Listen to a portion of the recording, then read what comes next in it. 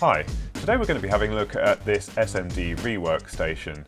So this hot air station was provided to me free of charge by Banggood, and I agreed to do a review a couple of years ago and never really got round to doing it. So I thought we'd have a look today. It's still on sale on the website. It's retailing for around £74.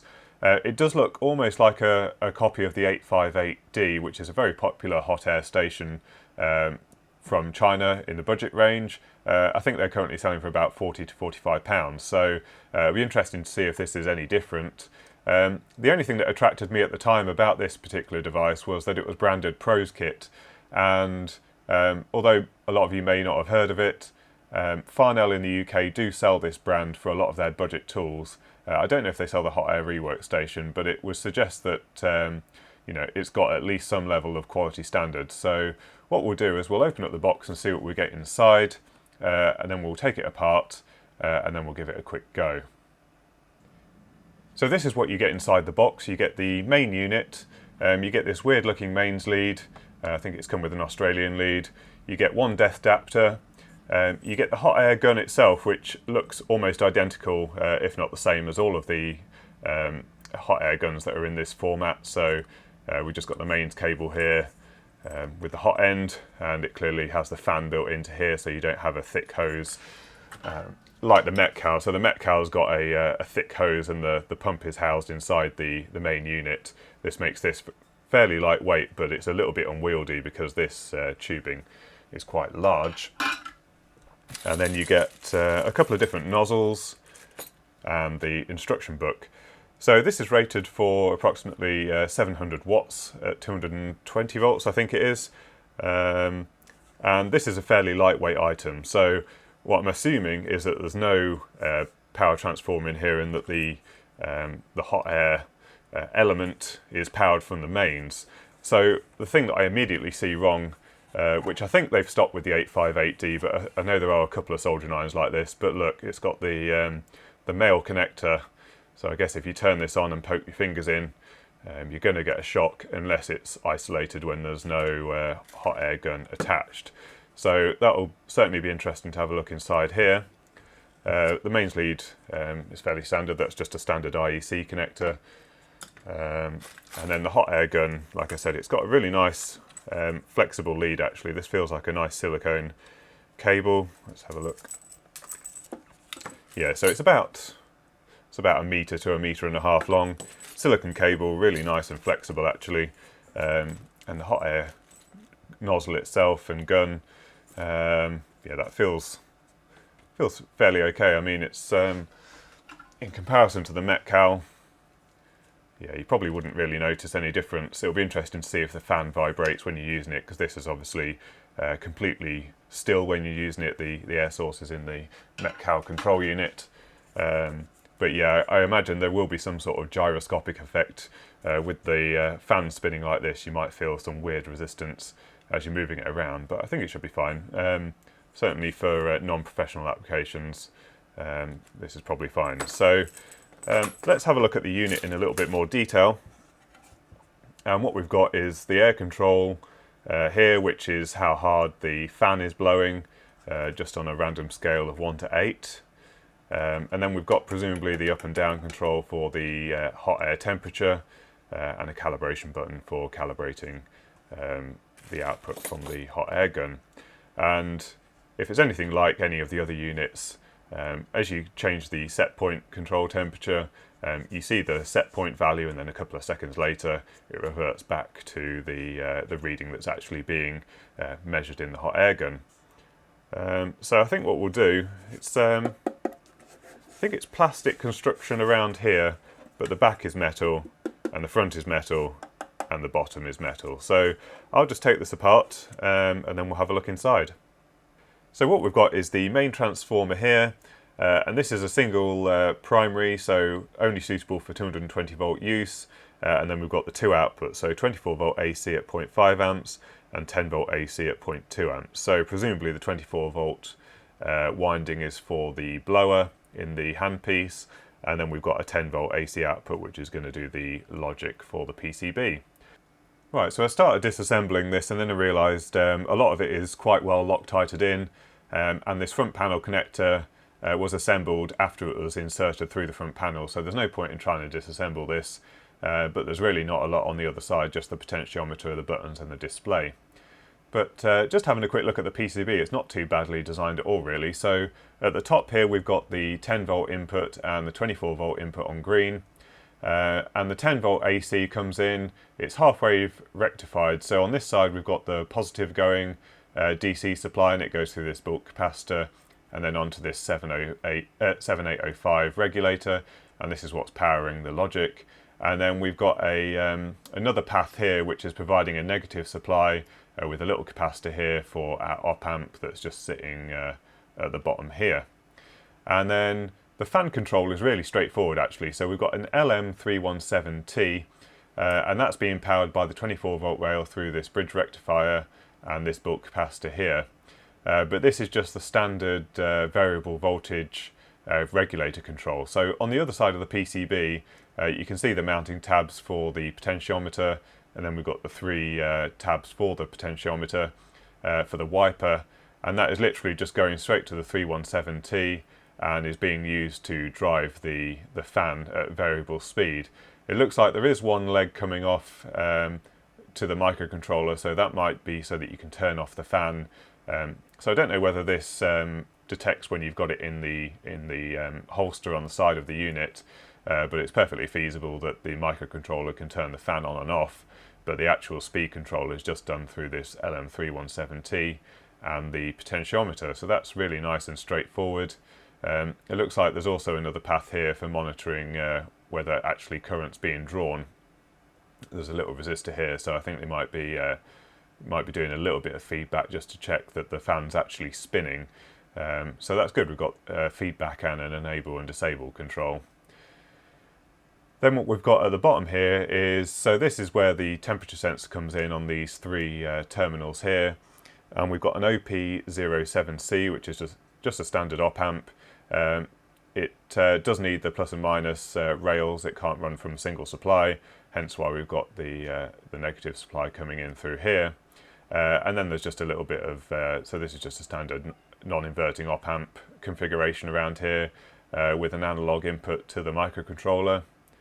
Then we've got, on the other side of the board again, we've got the up and down buttons for the temperature control, and these are just fed directly into the micro as well. And then around here we've got the LED drivers, so we've got some common transistors here for multiplexing the 3 digits on the display, and then a bunch of current limiting resistors for the LEDs on the display, and those are clearly just being multiplexed. So we've got our three tracers coming here and the other ones coming around here, and that's just driving the LED display on the front. And then the element control for the heating is really straightforward as well. So we've got an MOC 3043, and this is a zero crossing triac driver, so it's an opto isolator, so that you can drive it from the low voltage side, and then this just drives the triac directly. And the zero crossing part is useful because what it means is you can have this really simple schematic. So you just drive the little infrared LED in it with your logic circuit, and then this already has the driver for driving the triac directly, but it also has the zero crossing detection. And what that means is even if your on and off pulses aren't exactly synchronized with the AC waveform, it will only turn the triac on once it passes the zero crossing point. So you can see here in this badly drawn diagram, if this was your input, we tried to turn on the heating element here, it wouldn't actually turn on until you got to the zero crossing point. And what that does is that eliminates lots of nasty transients for this kind of triac driver, although there is some suppression built in. So if we have a look on the PCB, we've got a couple of suppression capacitors here.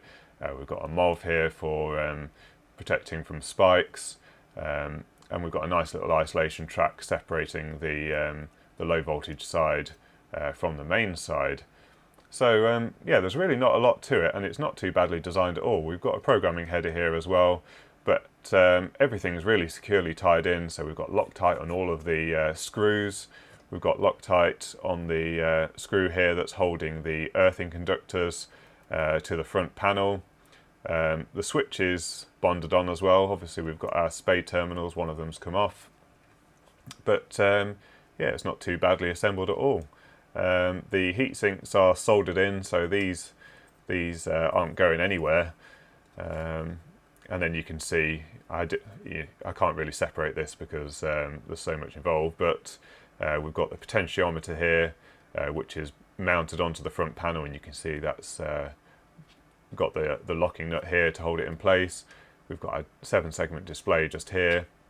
The calibration is a potentiometer that, so we've got a little rubber grommet type thing that's protecting the calibration potentiometer, but just inside there you can see we've got a 1-turn potentiometer for adjusting the calibration. And that's about it really. So that's not too bad at all. One thing I think I will do is try and replace this connector at some point, but I guess so long as you keep the hot air wand plugged in at all times, even you could glue it so that you can't accidentally remove it and start poking your fingers around, but I might replace that with a female connector. It's a shame really, because there's not really that much need for the hot air station to be removable, unless it's likely to need replacing, and I don't know how often that would really need doing. I would assume that you can just replace the heating element in here if you wanted to, rather than replacing the whole thing. So yeah, I'm not really sure on the decision of having the connector like this, but yeah, it's not too bad at all really. That's about the only thing that lets it down, other than this. I'm assuming this is just a one-off, and this isn't systematic. But yeah, if we turn this on, this clearly wouldn't have worked, or you would have heard some arcing sounds.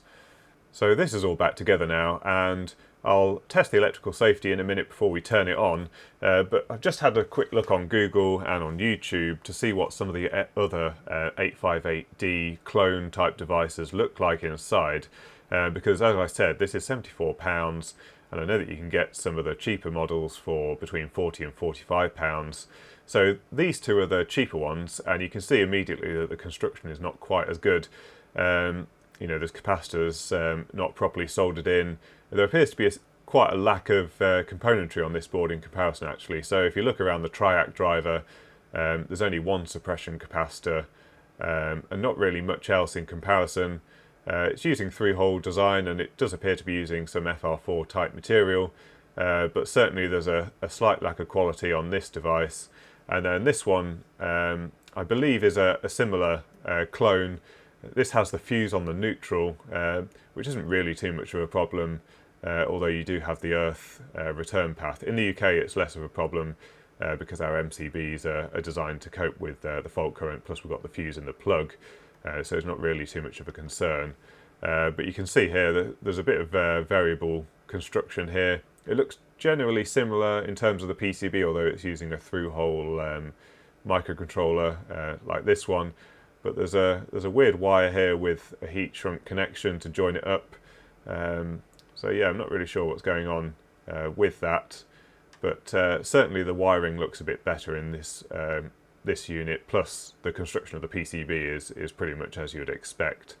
And then I think this is from an EEV blog video, I think, and this is a genuine Aten hot air station, and this all looks fairly standard. The wiring to the handpiece is quite thin here, considering it's got mains going through it, but again, not really too much of a concern, and everything looks okay. So would I say you're getting better value for money?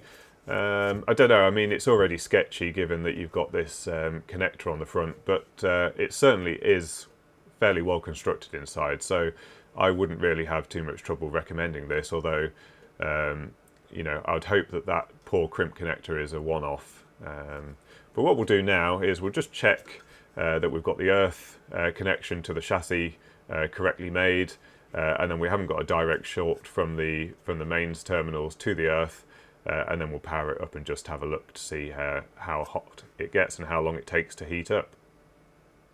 So I'm not going to get the insulation meter out. I think we'll just check the continuity of the earth to the front panel and just check that we haven't got any continuity between it and the live and neutral.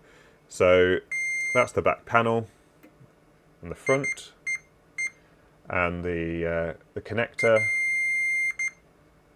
and then we'll just check between earth and the two conductors, so no, we've got no continuity there. So that should be fine. We are on an RCD protected circuit, so I'm not too concerned. We should be okay. So I'll just hook this up and then we'll have a look at how it works. Right, so apologies for the camera angle. I'm just trying a new camera setup in this lab because the tripod always gets in the way when it's right here. So I'm trying an overhead setup, which means that I can sit underneath and it's a lot easier to make videos. So what we'll do is we'll just turn it on and see what it does.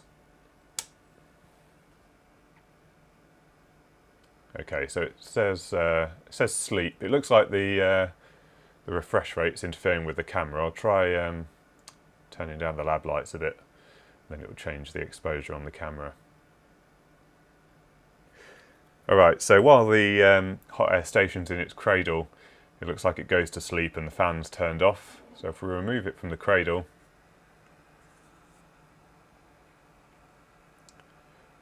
so it's saying 100 degrees.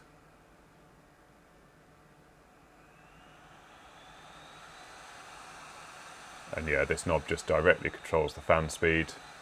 At full speed, it's not too noisy actually. It's quite pleasant. The Metcal hot air station's really quite noisy when you've got it on full power. But yeah, it's blowing out warmish air. I think this is set to 100 degrees, so we should be getting close to that.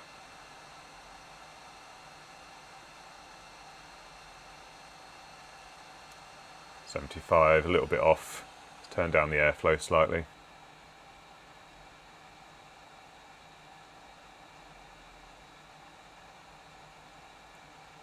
Yeah, it's probably close enough really. Let's try using the user interface. So let's turn it up to 300. I've got nice clicky buttons and the acceleration on there is not too bad.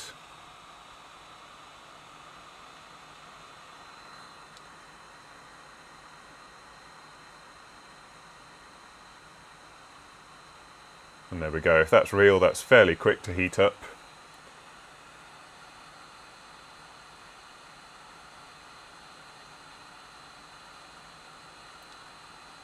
It's a little bit of an unfair test without the nozzle on, but yeah, we're pretty much getting up to 300.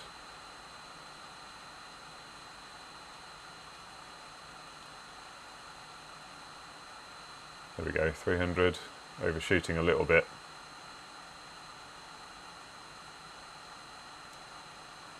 I wouldn't be too concerned about that. I mean, my Metcal doesn't even have a temperature dial because it's somewhat pointless. You know, once you're heating up the area, you're going based on how it looks on the PCB rather than caring exactly about the temperature from the nozzle. But we're getting a decent airflow. We're getting a little bit of new heater smell, I think. So the next question is, what happens if you put it into its cradle? Does the fan stay on until it's cooled down?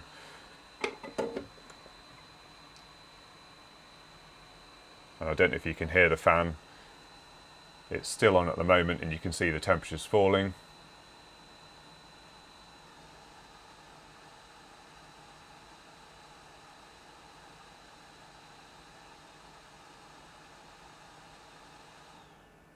Yeah, and there we go. So when it gets to 100 degrees, it turns off the fan. So actually, there's not really that much more to say about the operation of it. I mean, it works exactly as you would expect. You've got your fan control and temperature control, and it goes to sleep without overheating the insides of it. So yeah, not really too much more to say. So I'll leave it up to you to decide whether you think this is good value for money or not. I don't think it's too bad. I certainly am slightly hesitant to recommend the devices that are in the sort of £40 price range. Just from having a look at Google Images and seeing how they're built, they're certainly built down to a lower cost. And I'd certainly say the wiring in the PCB in this looks very well designed and well put together.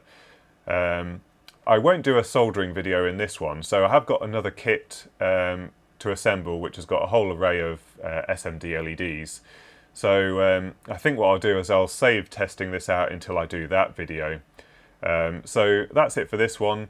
If you want to have a look at this on the Banggood website, the link's down below. But until next time, thanks for watching.